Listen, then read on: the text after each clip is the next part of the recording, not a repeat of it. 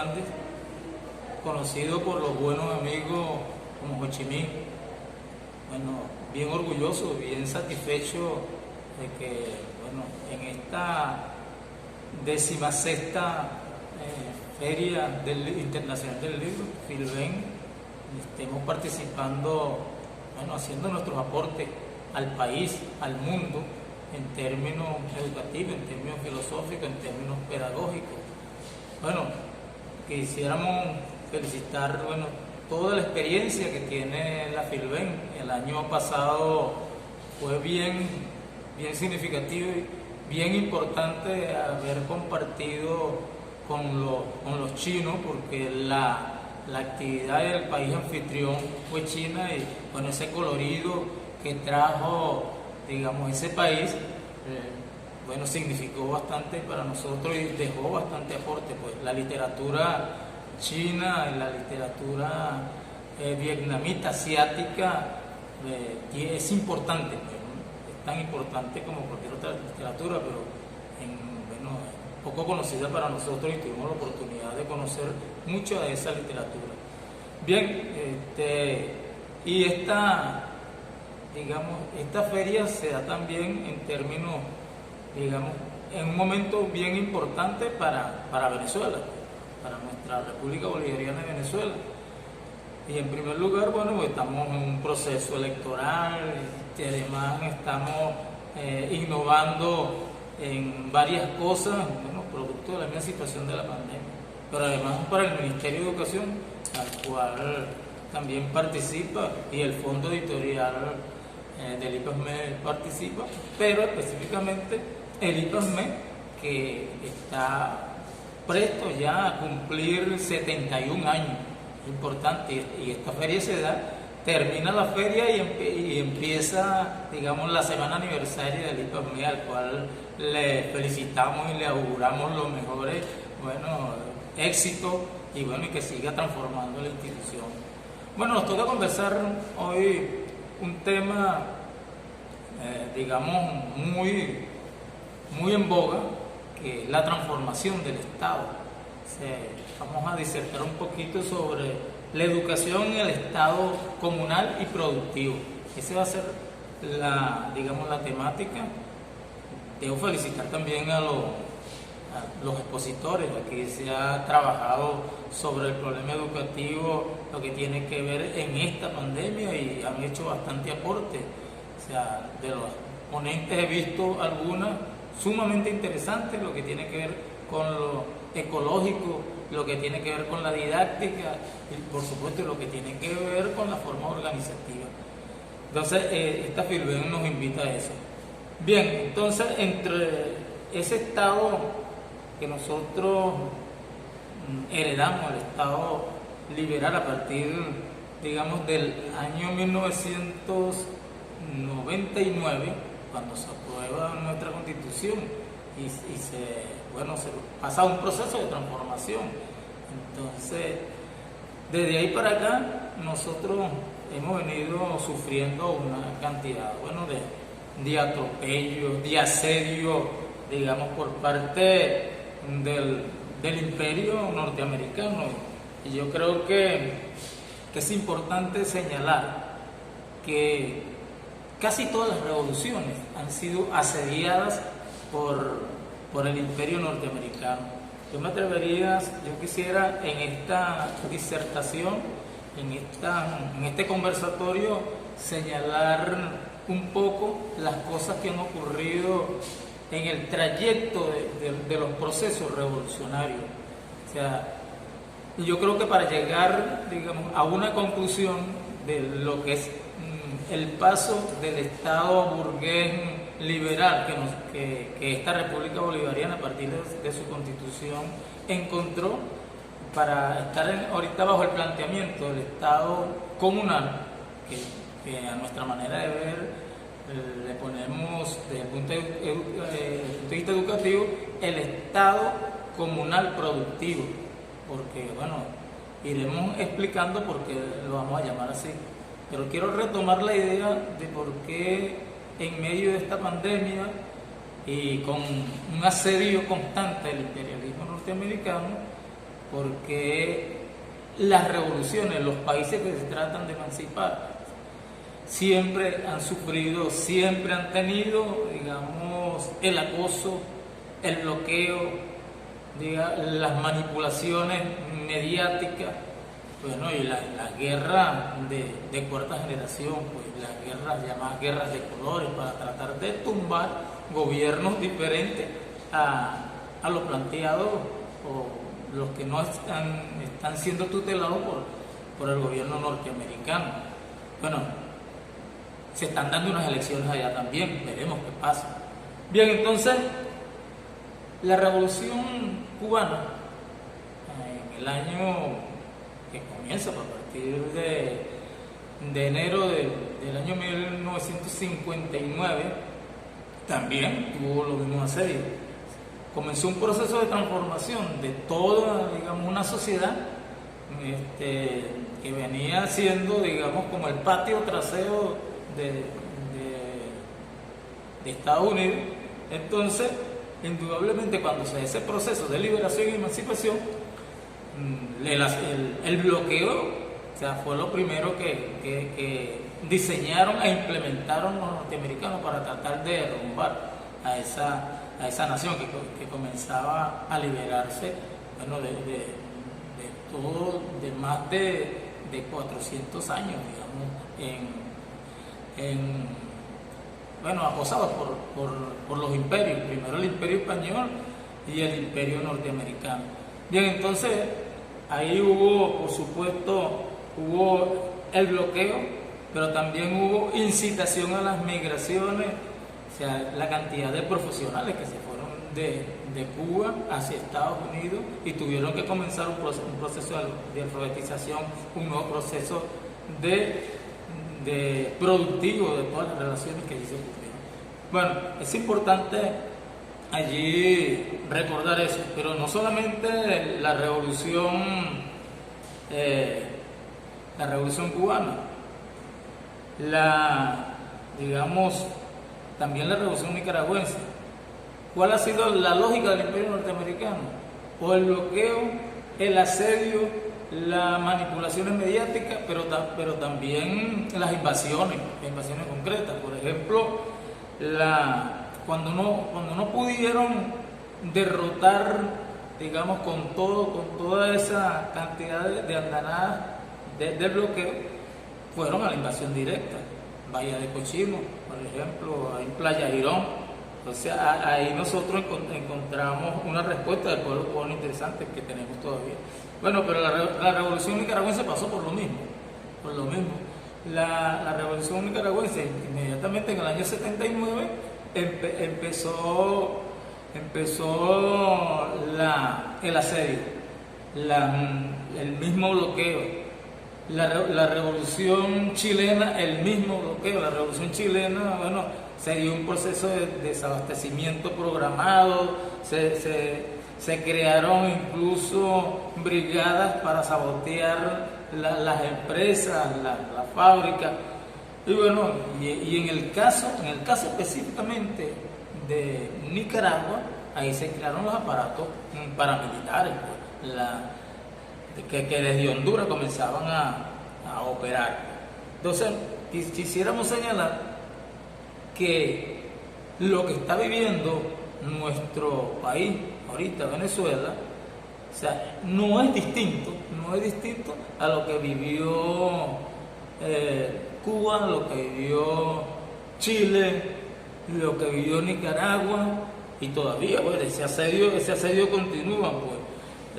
Entonces es un saboteo permanente a su proceso productivo, y bueno, y así todos los países, digamos, centroamericanos, caribeños,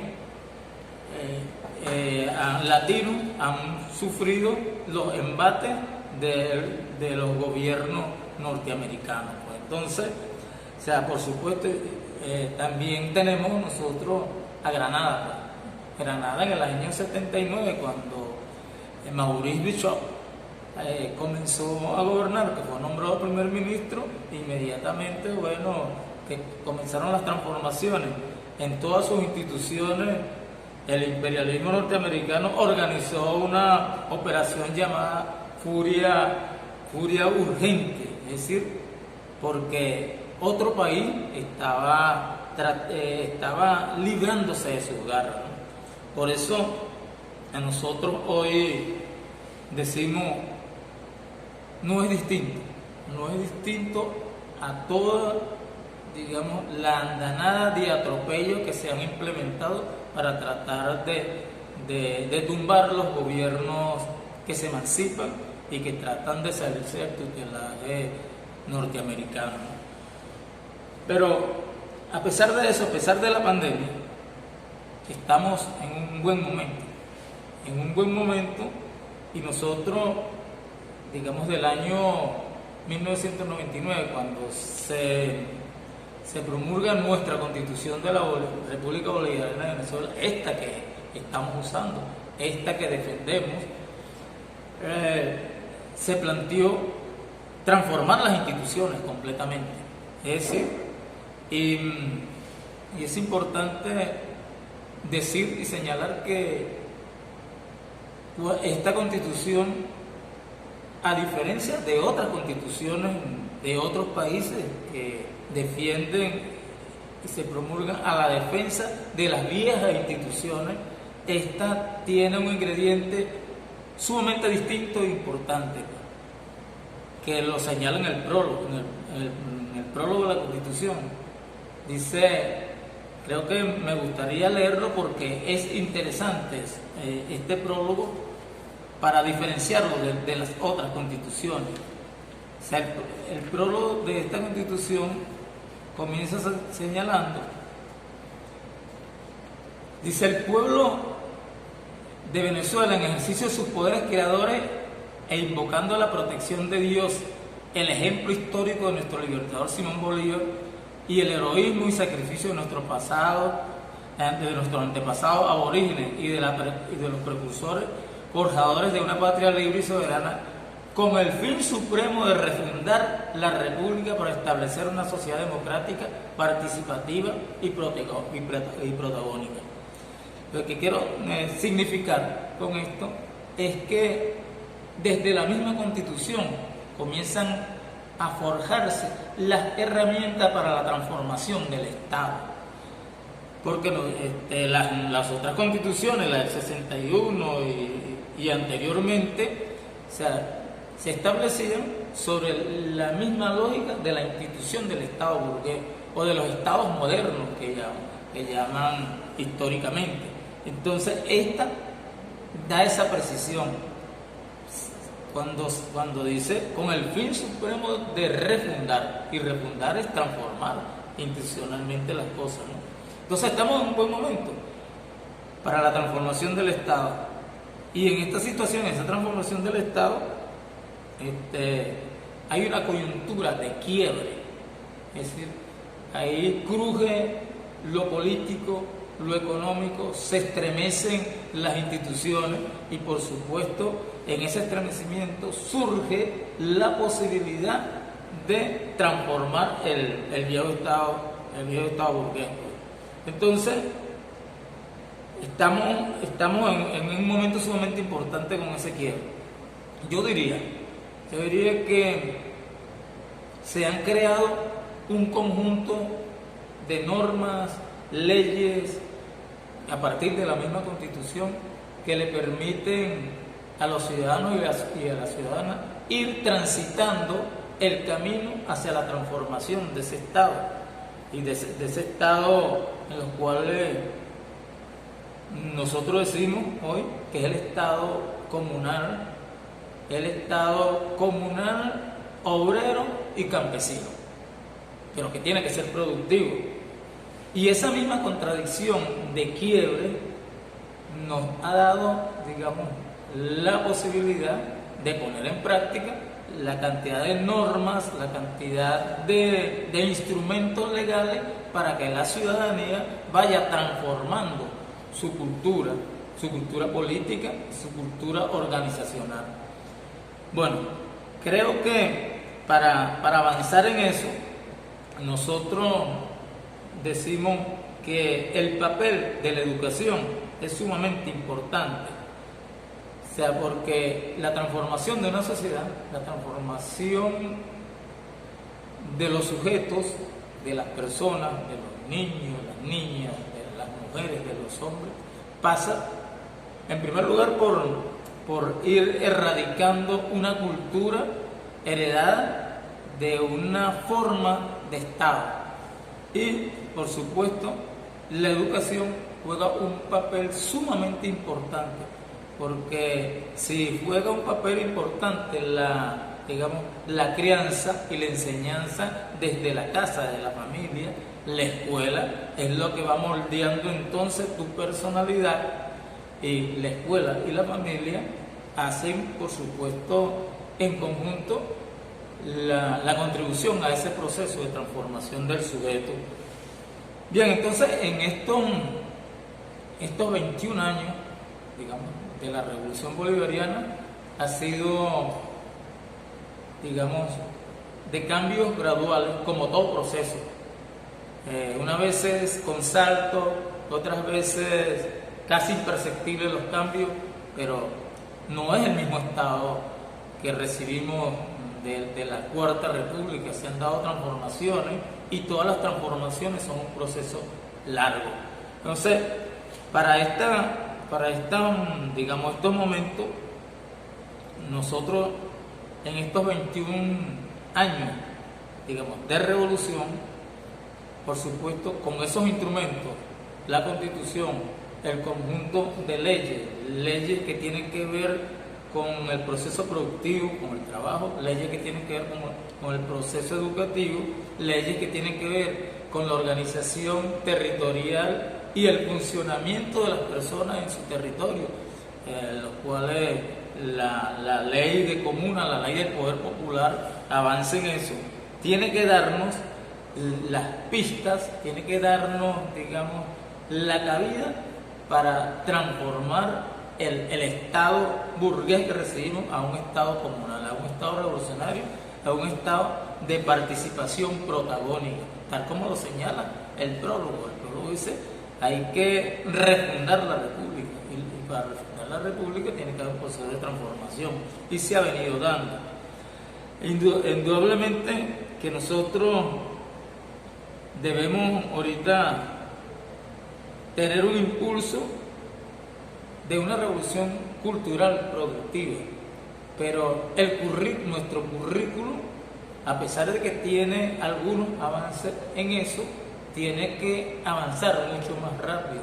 Y bueno, en pandemia, en ese proceso de toda la patria en la escuela ha sido bien interesante, porque se han conjugado dos cosas: se han conjugado los saberes académicos que se usan en las aulas, en las escuelas, en los liceos, en las universidades, se conjugan y se armonizan con la sabiduría, el conocimiento académico, los saberes populares que tienen los padres, las madres y los representantes para con los niños. Entonces, en la idea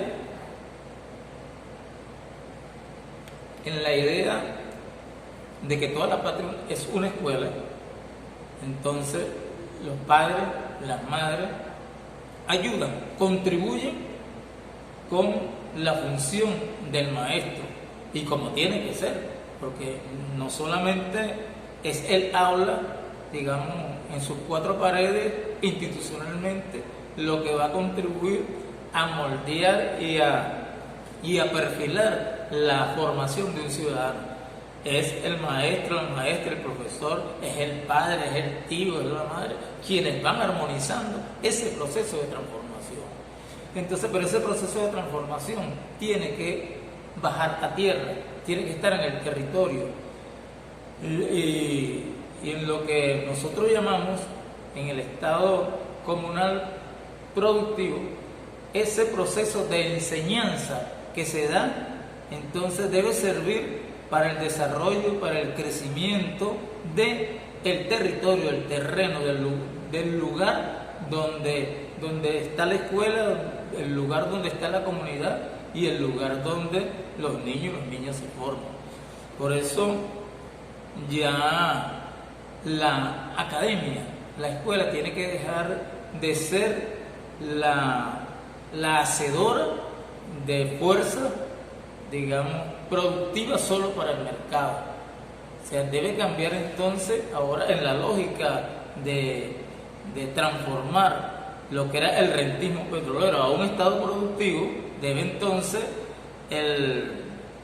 la escuela comenzar a establecer nexos en el territorio, pero con las fábricas que están en el territorio, la escuela, la comunidad, el maestro, la maestra, los estudiantes o el educando, como señalan algunos pedagogos, deben entonces hacer una armonía, deben hacer una conjunción de esfuerzos y de fuerzas para que ese proceso se dé entre lo que se aprende en la academia, lo que se aprende en la escuela y lo que se va aprendiendo en la práctica, tal como señalaba el gran maestro Samuel Robinson, Simón Rodríguez. O sea, aprender a hacer, aprender haciendo. Entonces eso debe ser lo que establezca el nuevo estado comunal productivo. Hacia allá debía apuntalar, y entonces el currículum debe consolidar desde la escuela un verdadero estado productivo.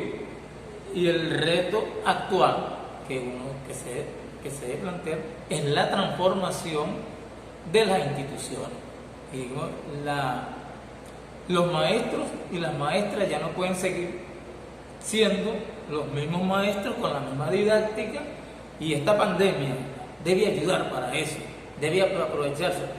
Y para la transformación del Estado ya no puede ser la misma didáctica, ya no puede ser los mismos libros. Fíjate que ya estamos usando la mediática. Entonces, en eso consiste la conformación de un Estado productivo, en utilizar toda la capacidad instalada